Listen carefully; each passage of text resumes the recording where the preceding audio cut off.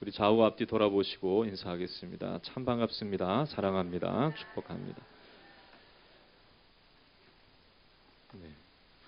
오늘 귀한 청년들의 찬양이 너무 감사하고 오늘 승준이도 나와서 찬양했으면 좋았을 텐데 못 나와서 좀 아쉬웠는데 그래야 딱 중심에 4명씩 딱 이렇게 되면 딱 좋았을 텐데 좀 아쉬운 면은 있지만은 그래도 다음번에는 꼭 참여해서 우리 승준이도 같이 찬양을 했으면 좋겠다 생각합니다.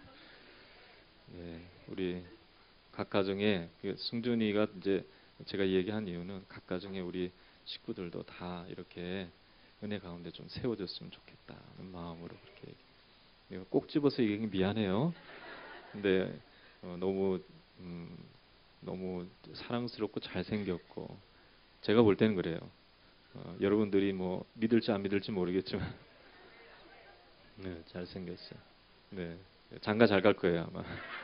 그러니까, 너무 귀한 우리 청년들, 지금 우리 찬양한 청년들도 좀 귀한 청년들인데 하나님께서 앞날 열어주시고 축복해 주셔서 우리 교회에 기둥같이 쓰임 받는 영혼들이 될 줄로 믿습니다. 오늘 베드로는 우리 가운데 기억해야 할 것이 무엇인지를 분명히 말씀하고 있습니다. 이 조영경이라고 하는 전문 경영인, 이 포스코에서 송도 국제 도시를 건설하는데 총괄 책임자로 일했던 이 사람입니다. 또 포스코 엔지니어링의 부사장으로 전 세계를 누비면서 건설의 일을 감당했던 사람이 있는데요. 이 사람이 현직에서 은퇴하고 난 이후에 자서전을 썼는데요. 인생에 대한 좋은 교훈을 우리 가운데 전달해 주고 있습니다. 그는 이렇게 썼습니다. 대부분 계단에는 중간쯤에 쉼터라 할 수 있는 계단참이 있다. 계단참이라는 것은 계단을 올라가다 보면 폭이 넓은 데를 말하는 것이죠. 그걸 계단참이라고 그럽니다.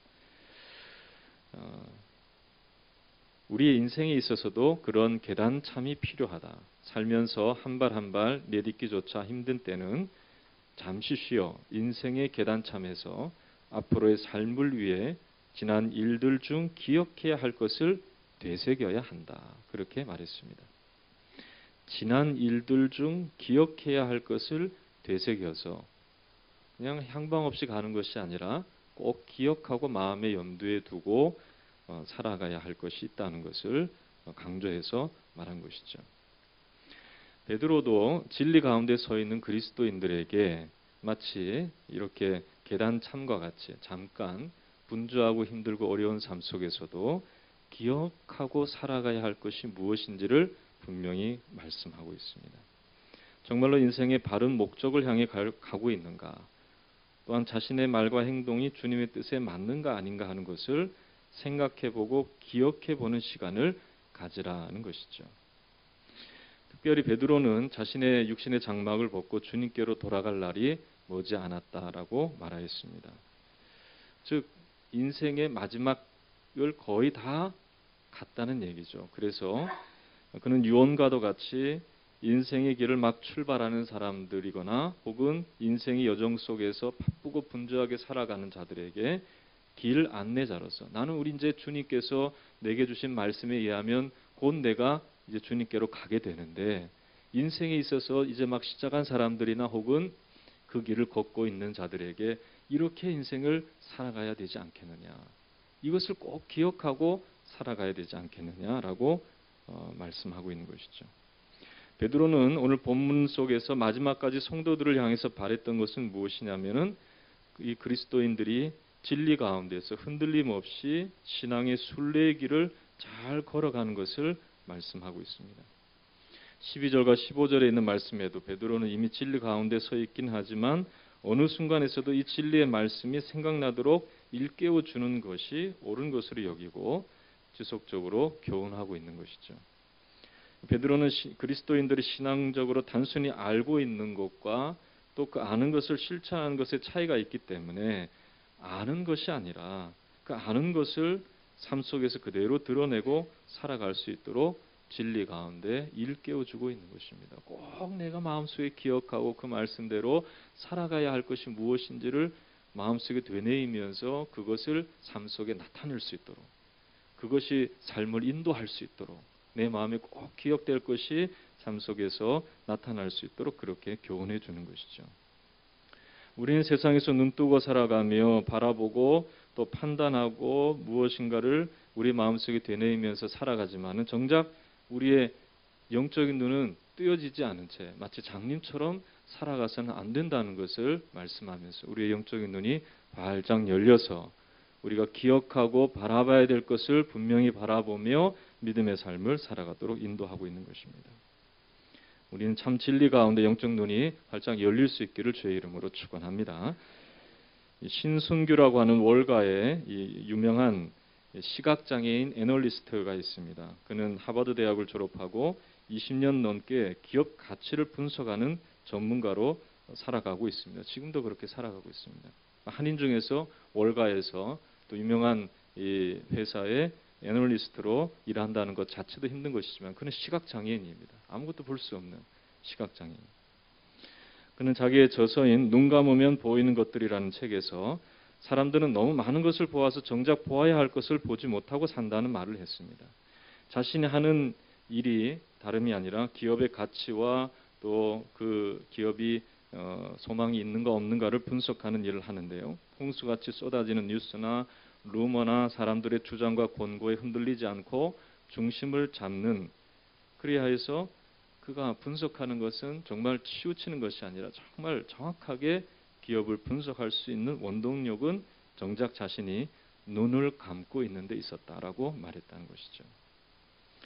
화려하고 자극적이고 보기 좋은 것들에 에워싸인 요즘 시대에 단순한 삶의 원리를 잊고 당장 눈앞의 현실에 소중한 것을 생각하면서 그것에 이끌려 살아가는 그러한 삶은 참 삶의 모습에서 벗어날 수 있다는 것을, 잘못 자신을 분석하고 자신의 삶을 분석할 수 있다는 것을 그의 책에서 말하고 있는 것입니다. 그는 시각장애인으로서 눈은 감고 있었지만은 그는 영적 눈은 뜨고 살았던 사람이었던 것을 그의 책에서도 말하고 있습니다. 날마다 큐티와 기도를 통해서 새벽 3시에 하루를 시작하며 하루를 열어갔습니다. 새벽 3시에 일어나서 큐티하고 말씀을 보고 기도한다는 거예요. 그리고 또 그는 이 교회에서 말씀을 듣고 말씀대로 실천하기 위해서 야나 운동이라고 하는 You are not alone이라고 하는 그 이니셜만 딴 것이죠. 당신은 혼자가 아닙니다. 라고 하는 그러한 그 활동의 리더로서 역할을 감당하면서 그는 먼저 하나님의 뜻이 무엇인지, 하나님의 뜻대로 행하는 것이 무엇인지를 생각하며 살아가는 사람이라는 것입니다. 그가 이렇게 살아갈 수 있었던 것은 그를 인도하였던 하나님의 역사하십니다 하는 것을 말하고 있는데요. 다름이 아니라 자기를, 시각장애인인 자기는 꿈이 한정될 수밖에 없었다고 합니다. 그저 그냥 안마사나 혹은 뭐 다른 시각장애인들이 가질 수 있는 그 일밖에 못하는 입장이었는데 자기를 인도해 준 사람이 선교사님이셨습니다. 그리고 또 미국에서 유학할 때에 이 크리스천 가정에서 사랑을 받고 주님을 만나고 주님 안에서 그가 성장하고 자랐기 때문에 자신은 정작 눈은 감고 있지만은 영적 눈이 뜨여져서 자신이 무엇을 해야 할지를 분명히 깨닫고 살아간다는 것입니다. 이 사랑의 스토리를 전해주고 싶어서 그도 지금도 그렇게 살아가고 있고 자기의 저서에서 그는 그의 인생을 인도하시는 하나님의 인도하심을 분명히 말하고 있는 것이죠. 베드로가 일깨워주고 싶었던 것도 바로 그런 것입니다. 우리의 인생을 살아갈 때 중요한 것이 있는데 정작 눈을 뜨고 살아가는 우리지만 눈을 감은 채로 향방 없이 달려가는 자가 되지 않게 하기 위해서 우리 가운데 영적 눈을 뜨고 살아가도록 그렇게 하는 것이죠. 그래서 오늘 13절에도 내가 이 장막에 있을 동안에 너희를 일깨워 생각나게 함이 옳은 줄로 여기노니, 이들이 진리 안에 이미 서 있지만은 12절에 있는 말씀에도 진리에 서 있으나 내가 항상 너희에게 생각나게 하려 하노라 그렇게 말씀하면서 영적 눈을 좀 떠라, 영적 눈을 뜨고 살아가라 그렇게 말씀하고 있는 것입니다. 이렇게 하는 것이 정말로 옳다라고 그가 말하는 것이죠. 그는 어떤 면에서 영적 눈을 뜨고 인생의 길을 걸어가야 할 것인가 하는 것을 교인들에게 말씀하고 있네요. 두 가지가 있는데요. 첫 번째로는 그리스도의 능력과 그의 강림에 대해서 분명한 영적인 눈이 뜨여져서 그것을 바라보고 마음에 새기고 살아가라 하는 것입니다. 한번 따라해 볼까요? 그리스도의 능력과 그의 강림하심. 여러분, 그리스도의 능력은 복음의 능력입니다. 예수 그리스도의 복음에는 능력이 있는 줄로 믿습니다. 십자가의 구속의 은혜. 이미 2000년 전의 사건이지만은 십자가에 달려 돌아가신 예수님은 우리 죄를 대속하시기 위해서 십자가에서 죽으신 것을 믿으시기를 주의 이름으로 축원합니다.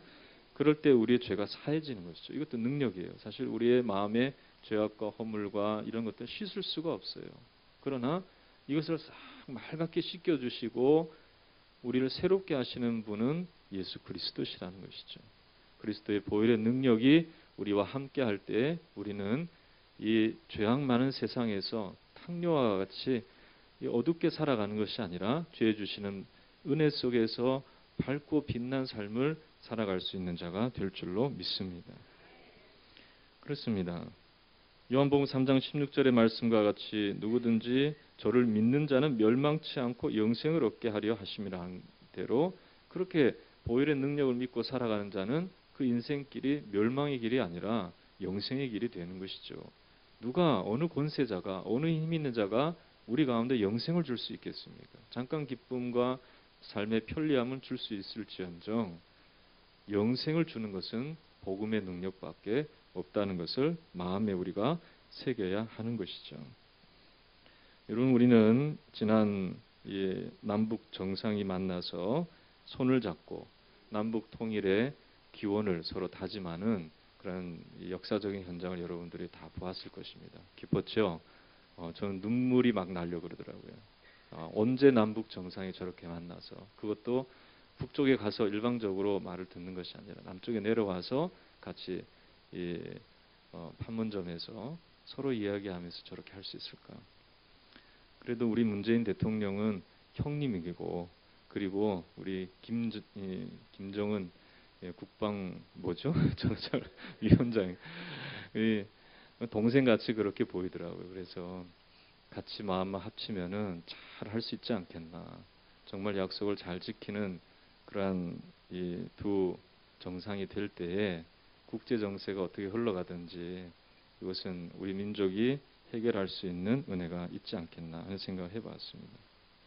그러나 우리 장로님 기도한 대로 우리 아무리 사람이 서로 협력을 다지고 화합을 다지고 그리고 서로 열심히 하려고 해도 하나님께서 허락하지 아니하시면 될 수가 없습니다. 여러분, 이스라엘도 포로기에서 돌아오게 된 것은 이미 예레미야를 통해서 하나님이 70년 동안 이들 가운데 고난을 주시고 난 이후에 하나님께서 이들을 돌이키시겠다고 약속해 주셨기 때문에 가능한 것입니다. 남북이 분열되어서 약 70년간의 이 세월이 흘렀는데요. 거의 70년 다 돼가죠. 근데 이렇게 하나님께서 우리 민족을 다시 하나 되게 해주셔서 이 통일 민족으로 하나님의 일들을 이루어 나갈 수 있도록 인도해 주시지 아니하시면 이 땅에는 통일과 평화가 있을 수가 없다는 것이죠.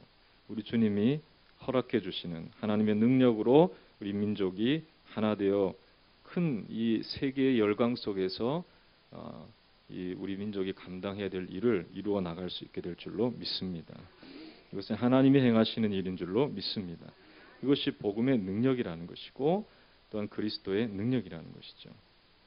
베드로는 이러한 이 하나님의 능력이 그저 신화와 혹은 이 좋은 소설과 같은 것이 아니라는 것을 말씀하고 있습니다. 16절의 말씀을 보면 우리 주 예수 그리스도의 능력과 강림하심을 너희에게 알게 한 것이 교묘히 만든 이야기를 따른 것이 아니요 우리는 그의 크신 위엄을 친히 본 자라 그렇게 말씀했습니다. 그의 크신 위엄을 친히 본 것, 즉 팩트라고 하는 영어 단어인데요. 사실을 얘기하는 것이지 그저 꾸며낸 것이 아니라는 것을 말씀하고 있습니다. 그의 크신 위엄을 친히 보았다라고 하는 이 베드로의 고백은 다름이 아니라 그 베드로와 요한과 야고보가 예수님이 이 산에 올라가셨을 때 변화된 모습 속에서 그가 정말 왕권을 가지고 계시고 권능을 가지고 계신 하나님의 아들이시고 세상을 다스릴 자라고 하는 것을 그때에 그가 눈으로 본 것이라는 것이죠. 여러분, 우리는 아직 예수님을 본 적이 없습니다. 눈으로 본 적이 없습니다. 우리 마음속에 찾아오신 성령으로 말미암아 우리에게 음성을 들려주시고 깨우쳐 주시고 내 죄를 생각나게 해주시고 내가 누구인가를 깨닫게 해주시고 하나님의 자녀로 거듭나서 주님의 일을 이루어 나갈 수 있는 자로 나를 부르신 것은 알겠는데 눈으로 보지는 못했다는 거예요. 그러나 눈으로 본 자의 증언을 통해서 마치 보지 않았지만은 본 것과 같이 우리는 믿음으로 영적 눈이 열려서 우리 주님이 이 세상을 지금도 다스리시고 계시고 우리를 주관하시고 인도하고 계심을 믿어야 할 줄로 믿습니다. 베드로는 자기가 본 것을 이야기한 것입니다. 변화산상에서 어떤 일이 있었는가?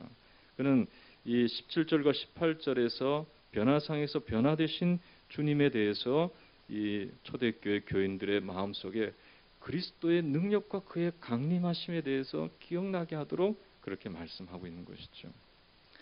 그런데 이 변화산의 사건은 마태복음 17장과 마가복음 8장에 동일하게 기록되어 있는 말씀입니다.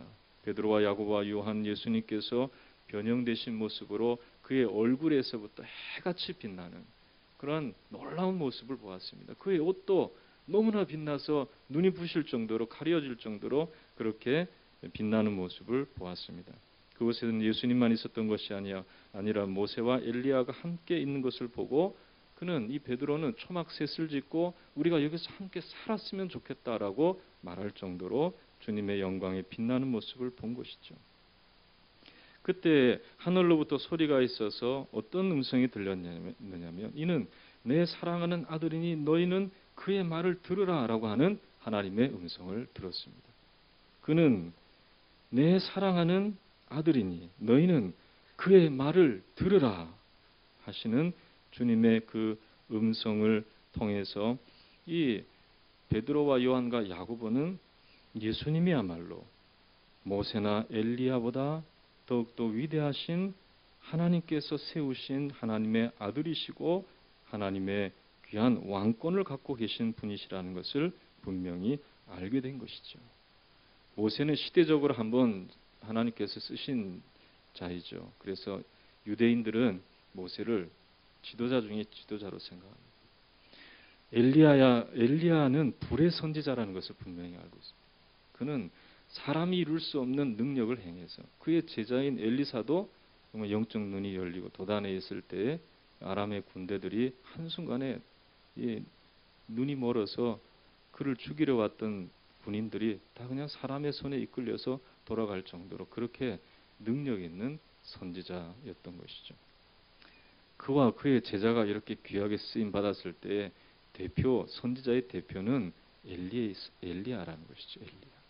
그러나 이러한 민족의 지도자인 모세보다 또한 능력의 사자인 엘리사보다 하나님의 아들이신 예수님이 우리가 따라야 할 분이요. 예수님은 지금도 왕권을 가지시고 우리를 다스리시는 분이시다 하는 것을 분명히 깨닫는 사건이 바로 이 변화산에서의 사건이라는 거예요. 여러분, 베드로는 눈으로 보았습니다. 그것을 증언하였습니다. 이것이 사실입니다. 우리 주님은 지금도 살아서 저와 여러분들 가운데 함께 하심을 믿으시기를 주의 이름으로 축원합니다. 시편 2편에 있는 말씀은 이는 내 사랑하는 아들이요 내 기뻐하는 자라라고 하는 이 말씀을 시편 2편에서도 동일하게 말씀하고 있는데요. 이것은 왕의 되관식을 의미하는 것입니다. 다윗이 왕국의 왕으로서 기름 부음을 받았던 그 장면을 또 하나님께서 또 다윗과 그 이후의 왕들에게 기름 부어 주셔서 왕의 귀한 다윗의 자손 다윗의 그 혈통에서 왕들이 태어날 것을 말씀하시고 결국은 다윗의 자손으로 오신 예수 그리스도는 올리브 기름이 아니라 성령으로 기름 부음을 받아서 영원한 나라의 왕이 되신 것을 의미하는 그러한 말씀으로 주어진 것이죠. 그러면 이 변화산의 사건은 참으로 중요한 사건이요. 그것을 목도한 사람이 베드로였고 베드로는 우리 가운데 이것을 증언하면서 우리 마음속에 기억하라고 말씀하고 있는 것입니다. 여러분, 우리 마음속에 복음의 능력을 확신하고 늘 되새기면서 그래, 내 힘으로 사는 것이 아니라 주의 주시는 복음의 능력으로 내가 살아감을 믿습니다. 고백하며 살아가는 우리가 되어야 할 줄로 믿습니다. 그렇습니다. 우리는 주님이 재림할 때 부인할 수 없는 주님의 능력을 경험하게 될 줄로 믿습니다. 주의 강림하실 때에는 아무도 부인 못해요. 그래서 이 바울은 데살로니가전서 4장 14절에서 우리가 주의 말씀으로 너희에게 이것을 말하노니 주의 강림하실 때까지 우리 살아남아 있는 자도 자는 자보다 결단코 앞서지 못하리라 그랬습니다. 이것은 뭘 말하냐면요. 지금 살아있는 권력들, 힘들 아무리 능력이 있어도요. 이들이 주님이 재림하실 때에는 다 주님께서 말씀하신 대로 되는 것이지 누구도 앞서지 못하고 주님이 말씀하신 대로 죽은 자를 먼저 일으키시고 살아남은 자는 또 함께 주님과 함께 우리가 살아갈 것이다 하는 것을 말씀하고 있는 것이죠. 이러한 능력으로 오시는 그때 그 강림의 때를 우리의 마음에 염두에 두고 우리가 삶을 살아가야 되는 것입니다. 복음의 능력이 있음을 믿고 또 주님께서 오실 때에 이러한 주님의 놀라운 영광과 능력이 나타나서 우리를 이 죄악 세상에 머물러 두게 하지 아니하시고 저 천국으로 인도하실 주님을 늘 생각하며 이 땅의 삶을 살아가는 저와 여러분 되시기를 주님의 이름으로 축원합니다. 두 번째로 우리가 베드로를 통해서 마음에 기억해야 할 것은 무엇이냐면은 주의 확실한 예언의 말씀이 있다는 것을 늘 기억해야 한다는 것입니다. 자, 19절의 말씀을 보면 또 우리에게는 더 확실한 예언이 있어 어두운 데를 비추는 등불과 같으니 날이 새어 샛별이 너희 마음에 떠오르기까지 너희가 이것을 주의하는 것이 옳으니라라고 말씀했습니다. 우리 가운데는 우리 주님께서 주시는 이 복음의 능력과 또 성령의 역사하심과 우리를 지금까지 붙들어 주시고 다스리시는 이 확실한 하나님의 은혜 가운데서 우리가 주님께서 마지막 날에 나를 이렇게 세우실 것도 기대하면서 마음에 막 영적 눈을 뜨고 살아가겠지만은 이미 우리 눈으로도 볼 수 있는 성경 말씀을 주셨다는 거예요. 이것이 확실한 하나님의 예언의 말씀이라는 것입니다. 이 예언의 말씀은 무엇을 말하냐면요. 20절의 말씀을 보면은 먼저 알 것은 성경의 모든 예언은 사사로이 풀 것이 아니니 예언은 언제든지 사람의 뜻으로 낸 것이 아니요 오직 성령의 감동하심을 받은 사람들이 하나님께 받아 가진 것이라 이렇게 말씀하고 있습니다. 우리에게 주신 이 성경의 말씀은 사람이 쓴 것이 물론 저자가 사람이 썼지만 성령의 감동의 역사를 통해서 인간적인 오류들이 이 가운데 기록된 것이 아니라 성령께서 마음을 주관하셔서 이 성경의 저자들은 이 성령에 의해서 하나님께로부터 받은 것을 가지고 말씀을 전하는 것이다라고 말씀하고 있는 것입니다. 우리가 이것을 분명히 새기면서 우리 마음속에 확실한 하나님의 언약의 말씀을 기초해서 삶을 살아가야 할 줄로 믿습니다. 다른 것에 흔들려서는 안 되는 것이죠. 여러분 하나님께서 주신 이 말씀을 그래서 우리가 받아들일 때 받아들이는 순서가 성경에 기록되어 있는 것을 보게 됩니다. 그건 무엇이냐면요. 하나님의 말씀 우리는 어떤 글을 읽을 때는 먼저 머리로 이해하고 마지막으로 마음으로 감동을 받잖아요. 머리가 이해가 안 되면 사실 감동이 안 돼요. 그러나 믿음의 순서는 좀 다르다고 성경은 기록하고 있습니다. 그것은 무엇이냐면은 우리가 먼저 믿을 때 그 믿는 믿음으로 말씀을 수납하고 받아들일 때 우리의 머리에서도 이해가 되어지고 그리고 우리가 그것을 온전히 따르는 그러한 삶으로 나아갈 수 있다는 것을 말씀하고 있습니다. 요한복음 6장의 말씀을 보면은 예수님께서 오병이의 기적을 베푸실 때 많은 사람들의 눈에 보인 많은 사람들이 눈에 물고기 2마리와 보리떡 5개가 5,000명을 먹이는 그 사건을 나타냈을 때 많은 사람들이 감동을 받았죠. 그래서 주님을 따랐습니다. 많은 사람들이 주님을 따랐어요. 그런데 예수님께서 생명의 떡에 대한 말씀을 하셨어요. 너희가 먹어야 될 것은 사실은 이런 오병이어의 그런 떡이 아니라 예수님이 입에서 나오는 말씀, 그것이 생명의 떡인데 이것을 먹어라 라고 말씀하실 때 사람들이 어떤 반응을 보였냐면은 어렵도다. 누가 이것을 들을 수 있느냐. 그러면서 예수님을 떠났습니다. 주님을 이게 많은 사람들이 떠날 때 요한복음 6장 67절에서 69절의 말씀을 보면 예수님도 12제자에게 너희도 가려느냐라고 물었습니다. 그때 시몬 베드로가 유명한 대답을 했죠. 주여 영생의 말씀이 주께 있사오니 우리가 누구에게로 가오리까? 우리가 주는 하나님의 거룩하신 자인 줄 믿고 알았사옵나이다. 그렇게 고백합니다. 다른 사람들은 다 알고 믿으려고 했습니다. 그러니까 떡도 먹고 또 이해가 되어지면 주님을 따를 것이다라고 생각했습니다. 근데 베드로는 그렇지 않았다는 거예요. 잘 이해도 안 되고 베드로가 얼마나 이해가 안 됐으면은 주님을 3번이나 부인했겠어요. 주님 3년 동안 가르치셨는데. 여러분 3년 동안 배웠으면은 그래도 예? 서당께 몇 년이면 풍어를 읊죠? 3년인가요? 요즘 말로는 라면집 개도 3년이면 라면을 끓인다고 그러는데 모르겠습니다. 근데 베드로는 이해를 못한 거예요, 사실. 주님의 말씀이 무엇인지를 정확하게 알 수가 없었어요. 그러나 그 마음속에 순전함이 있었어요. 먼저 마음을 열고 주님의 말씀을 믿으려고 했던 것이죠. 여러분, 주님의 말씀을 먼저 수납할 수 있는 믿음의 자세를 가지고 마음을 활짝 열 수 있기를 주의 이름으로 축원합니다. 그리고 그 말씀에 깊이 있게 들어가 보세요. 그러면 이해가 되어져요. 내가 경험하지 못하고 알지 못하고 깨닫지 못했던 부분이 이런 것이었구나. 원저자이신 성령께서 믿음의 반응을 보이는 우리들 가운데 그 말씀이 깨달아질 수 있도록 빛을 비추어 주실 줄로 믿습니다.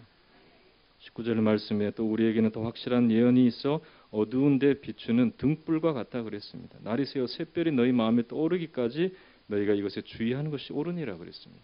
깨달아질 때까지 이것에 주의하며 믿음으로 수납하여 하나님의 말씀을 귀한 것으로 여기면서 살아가는 것이 옳다라고 말씀합니다. 여러분 머릿속으로 여러분들의 하나님 주신 말씀을 난도질해서는 안 됩니다. 이단들이 하는 것이 바로 그런 것이죠. 박옥수 구원파는 이단이죠. 그는 히브리서 10장 17절의 말씀을 유독 강조하는데요. 내가 그들의 죄와 그들의 불의를 다시는 기억하지 않을 것이라는 이 말씀을 전통적으로 그 말씀에 주시는 의미를 깨닫기보다는 자기 임의대로 난도질을 했습니다. 그래서 다시는 드릴 제사가 없다라고 하는 불의를 다시 기억하지 않을 것이다라고 하는 이 말씀에 대해서 회개할 필요가 없다. 그렇게 가르치는 거예요. 이해는 되어지죠. 다시 불의를 기억할 것이 없으니까 인간적인 이해로는 그럼 하나님 앞에 회개할 필요도 없고 죄 사함을 받았으니까 더 이상 어떤 죄를 짓든지 간에 회개할 필요가 없다고 하니까 다시는 기억하지 않을 것이라 하니까 회개할 필요가 없다라고 가르치는 것이죠. 그러나 이것은 우리가 잘 이해는 되지 않지만 어떤 것을 의미하는 것이냐면 예수 그리스도로 말미암아 이제 우리 모든 죄악이 사해졌으니까 우리 동물로 드리는 죄의 사함을 위해서 동물로 드리는 제사가 필요 없다는 것을 얘기하는 것입니다. 그리고 우리가 그리스도 안에서 주님이 어떻게 우리 죄를 사해 주셨는지는 우리는 모르지만 약속하셨기 때문에 주님이 그의 피로 우리의 죄를 사하셨다는 것을 믿고 주님 앞에 나아갈 때 이 말씀이 의미가 있는 것이지 회개할 필요가 없다는 것을 말씀하는 것이 아닌 것이죠. 여러분 주의 말씀을 우리가 받을 때에 하나님의 말씀으로 받아들이고 먼저 믿음으로 받아들이고 그리고 그 말씀의 깊은 뜻을 분명히 깨달을 수 있는 저와 여러분 되시기를 주의 이름으로 축원합니다. 신천지 이단도요. 고린도후서 6장 9절에 10절의 말씀을 보면 무명한 자 같으나 유명한 자요 죽은 자 같으나 보라 우리가 살고 징계를 받은 자 같으나 죽임을 당하지 아니하고 근심하는 자 같으나 항상 기뻐하고 가난한 자 같으나 많은 사람을 부유하게 하고 아무것도 없는 자 같으나 모든 것을 가진 자로다라는 말씀에 앞뒤 구절을 다 잘라먹고 무엇을 말하냐면 육체 영생 교리를 만들었습니다. 죽임을 당하지 아니하고라고 하는 이 말에 대한 부분이에요. 자기가 이해하기 편안하게 그렇게 이해한 것이죠. 그러나 이것은 이 재림 후에 올 때의 심판과 영생에 관련된 말씀이라는 것을 앞뒤 구절을 읽어보면 알게 되는 거예요. 목회자는 이렇게 성경을 자의적으로 잘못 해석하면 이단이 될 수밖에 없습니다. 그리고 함께하는 사람들도 이단으로 끌고 갈 수밖에 없습니다. 그러면 여러분들은 중직자나 평신도인 여러분들 입장에서 성경의 말씀을 사사롭게 풀지 않을 수 있는 자세는 무엇일까요? 그것은 여러분들이 말씀을 받을 때에 편식적인 그러한 편식의 태도로 대해서는 안 되는 것입니다. 구미에 맞는 말, 복을 받고 칭찬해주고 위로하는 말씀을 들을 때에는 마음이 편안한데, 근데 회개를 촉구하고 죄에 대해서 말씀하실 때에는 듣기 싫어하는 마음이 생긴다면 이것도 말씀을 여러분들이 사사로이 대하는 것과 같은 것이죠. 우리는 자의적으로 해석하여서 하나님이 주신 영생에서 떠나서 잘못된 길로 가는 사람들을 우리는 따라가서는 안 되는 것입니다. 우리 주님 말씀 그대로 받아들이는 참 믿음 가운데 주님의 음성을 듣고 살아가는 저와 여러분이 되시기를 주의 이름으로 축원합니다. 이것이 여러분들이 꼭 기억해야 될 부분입니다. 믿습니까? 하나님의 말씀은 성령에 감동되어서 성경의 저자들은 그것을 받아서 우리 가운데 주신 것입니다. 그러니까 우리는 믿음으로 그것을 받고 성령께서 깨우쳐 주실 때까지, 그 마음의 빛이 일어날 때까지 자의적으로 해석하지 말고 주님이 주시는 인도함을 받기까지 기다리는 것이 옳다라고 하는 이 베드로의 말씀을 마음에 잘 새길 수 있기를 주의 이름으로 축원합니다. 그의 말씀을 분명히 믿음으로 받아들이고 은혜 받기를 추구하면서 하나님이 주시는 말씀에 나는 지금 당장은 이해가 잘 안 되지만 주님께서 언젠가 나를 깨우쳐 주실 것을 믿고 믿음에 서 있는 저와 여러분 되시기를 주의 이름으로 축원합니다. 우리는 주의 음성을 듣는 자가 되어야 할 줄로 믿습니다. 자기의 소리나 인간의 소리를 들어서는 안 되는 것이죠. 말씀을 정리합니다. 여러분들의 인생을 돌아보면서 기억해야 하고 마음에 남아 있어야 할 것이 무엇입니까? 여러분들의 삶 속에서 받았던 감정이나 또 후회하는 일이나 또 성공에 들뜬 모습이 되어서는 안 되는 것입니다. 여러분이 세상에 대해서 눈을 감아 보십시오. 우리 주님께서 영적인 눈을 뜨고 살아갈 수 있도록 우리를 인도해 주실 줄로 믿습니다. 주의 말씀이 무엇인지 분명히 우리의 마음속에 믿음으로 수납하고 받아들일 때에 주께서 깨우쳐 주시는 그 길을 우리가 믿음으로 함께 걸어가면 우리는 이 세상에 어떠한 유혹과 시련과 시험이 있어도 좌로나 우로나 치우치지 아니하고 주님의 주시는 길을 함께 영생의 길, 축복의 길, 주의 내어주신 그 길을 함께 걷는 믿음의 권속들이 다 될 줄로 믿습니다. 우리 다 함께 기도할 때 하나님 아버지, 이렇게 우리가 살아갈 수 있도록 우리 마음에 항상 기억해야 할 것이 무엇인지 알고 깨닫고 살아가는, 우리가 지금도 이미 진리 가운데 있으나 우리가 더 일깨워져서 하나님이 원하시는 삶을 살아갈 수 있는 자가 되게 하여 주시옵소서. 간절한 심령으로 우리 기도하도록 하겠습니다.